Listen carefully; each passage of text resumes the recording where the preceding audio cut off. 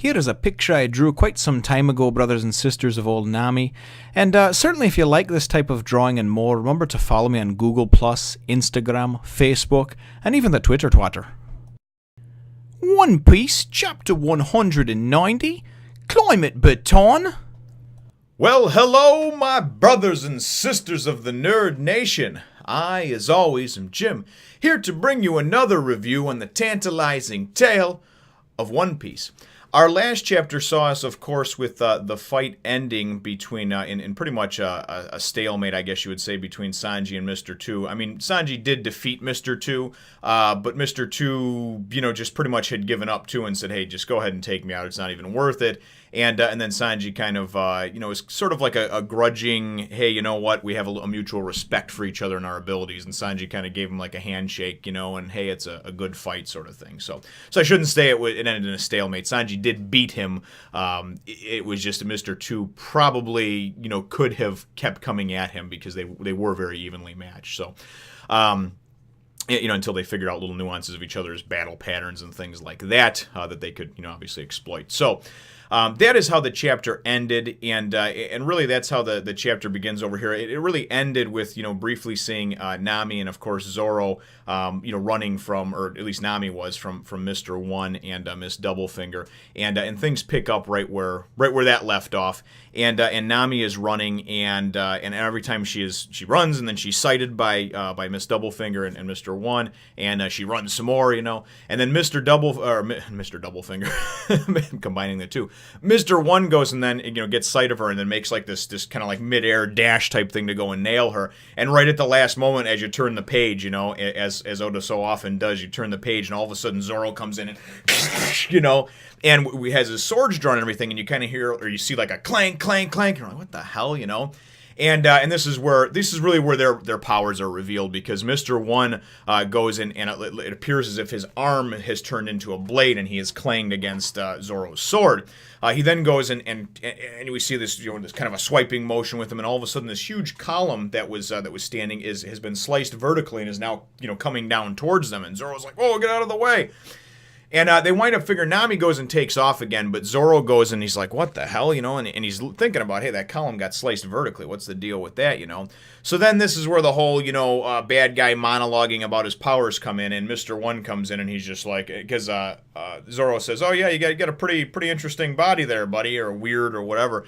And he goes, oh, have you figured it out yet? I ate the dice fruit, I can turn, my body or any part of my body into a sword. Now, that certainly leaves a lot of room for discussion, but I will let that just kind of simmer in the comments section amongst itself. So, can he just turn his arms into swords? His arms, his legs, any appendage? I don't know. And I'm not going to touch that one with a 10-foot pole. No pun intended. So, or maybe there was. But so they wind up, that they're about to clash and go head to head, and again, like this build-up is really, the chapter is really split into two parts, and the first part is really Zoro going to go and face off against Mr. 1, and it's really kind of cool because Mr. 1 goes and he's like, hey, I think I remember you, or he goes, you're the swordsman that defeated 100 men, 100 Baroque Works agents at Whiskey Peak. He's like, you're also the one that a few years ago turned down our offer to join the Baroque Works and defeated, or what have you, took out Mr. 7, aren't you? And Zoro's like, listen, first of all, that was a long time ago, and second of all, he's like, it's not my fault. He went and offered me to join your organization, and he wouldn't meet my conditions.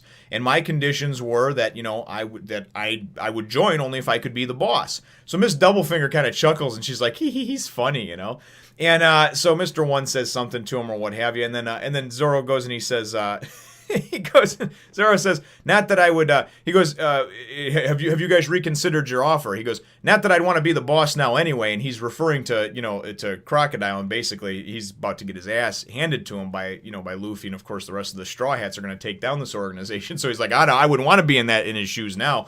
Intimidation tactic, And so Mr. 1 goes and he says something to the effect of, "Oh, you're just a two-bit swordsman with a bunch of no-name pirates or whatever." And he's like, "Yeah, so? You're a puppet mind controlled by some other idiot that's trying to go and sell you the dream. Or are you more like a hollow tin soldier, you know? And he's just kind of ripping at each other. So then they're going to go, you know, toe to toe and get into it. And Miss Doublefinger goes and she's like, because Mr. One turns to her, he's like, Miss Doublefinger. And she's like, yeah, whatever. You want to take out this, you want to take him out one-on-one and honor, that's cool, go ahead.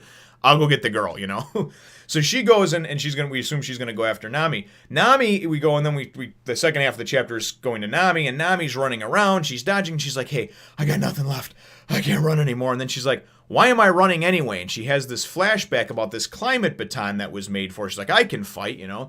And she has this flashback, it's more detailed flashback about when she actually asked Usopp and approached him about making the baton. Now, this was cool to me because it's the world building part of it. It shows in the ship, there's this little area that Usopp works at. It even says Usopp's workshop, right? And he's always in there tinkering and making different types of, you know, gadgets and things like that for himself. And I guess, you know, repairing the ship, things like that. So he's kind of the handyman. And she comes up and she explains to him she wants this. She wants to get stronger and be able to help and blah, blah, blah, and get a weapon. And he's just like, we're almost at Alabasta. There's no way, you know, and this and that. And she goes, she's kind of like, so Nami being, she likes to mind fuck people, right? Nami goes and kind of puts on the sad face and she says, the pouty face, she says, oh, okay, well, I guess that's fine. I won't be able to be strong enough in time and blah, blah, blah, right? So then Usopp goes and he's like, oh, there's nothing that Usopp the Great cannot do, you know? And he's like, I'll work on that for you right away. And she's like, okay, great. And then he goes and he's like, you know, but materials for a weapon like that will cost money. And she's like, okay, good, I'm counting on you. And he's like, yeah, but you don't understand, that costs money. She's like, okay, good, see you later. So she totally blows him off when it comes to any mention of money. Just, you know, you got to make this shit for me. I don't care what it costs. You take care of that, right? So it shows us a little insight into that background and how this climate baton was actually created. Then all of a sudden she goes and she's like, that's it, you know. So she has this flashback and she all of a sudden has this realization, like, I can fight too. So then she goes and she's like, pulls out her baton, you know, and she's holding it between her 3 fingers. She's about to assemble it. She's like, yeah, I'm not going to run anymore. I can take her out. She's just a woman. As that happens, all of a sudden, she gets hit with this spike. And I don't know if it goes right through her or if it hits part of her kind of, you know, cape sort of dealy that she's got over her sort of rug that she has over her. But it looks like it pins her to the wall briefly, and there's a bunch of other ones that go and come at her, and she's like dodging them and moving, and there's a bunch of them around where she was, like, straight out of, like, you know, kind of a cartoon where they go and like, you know, spikes around. So she goes and sees the spikes on this wall, and she, you know, she pulls herself away, and all of a sudden the wall just goes and just gets smashed open like it's a door, and it's Miss Doublefinger, right? And Nami's thinking in her head, like, what the hell? Was that a weapon? Was that a projectile? Or is that just another one of those powers? And I think she's referring to like the devil fruit powers. So all of a sudden, so then Miss Doublefinger goes into her monologue about how she has the power of the spike fruit, right? And she can basically, you know, fire spikes from her body, maybe turn her body into spikes as well. Looks like it because the way she's holding her arm out, she's got like this, it looks like a spike chain ring around it, you know, like spikes or whatever. It actually looks pretty cool. So we find out now, of course, that's Miss Doublefinger's power. And so then, you know, Nami goes and she's like, goes to put the climate baton together. And she's like, oh, how cute. You're going to fight me? You know, and she's like, yeah, and I may actually win too. So she goes and she puts the climate baton together and she goes and puts it together. And she's like, this thing. And she gives this big speech about how this thing can control the weather and the this and the that. And I'm like, oh, okay, cool. Climate baton. That's where it comes from. It's not just like a weapon, right?